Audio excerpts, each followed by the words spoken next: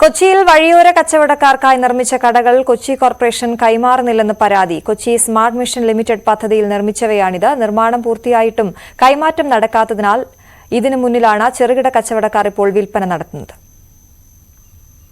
Fort കൊച്ചിയുടെ മുഖം മിനിക്കുക എന്ന ലക്ഷ്യത്തോടെയാണ് പദ്ധതി ആരംഭിച്ചത്.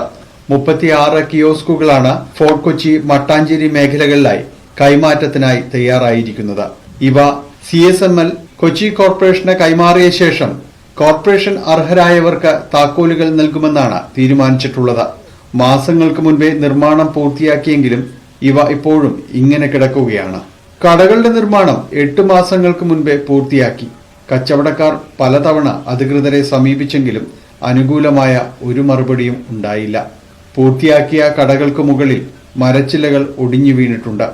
അറ്റകുറ്റപ്പണികൾക്ക് ശേഷമേ പലതും ഉപയോഗിക്കാൻ കഴിയുകയുള്ളൂ.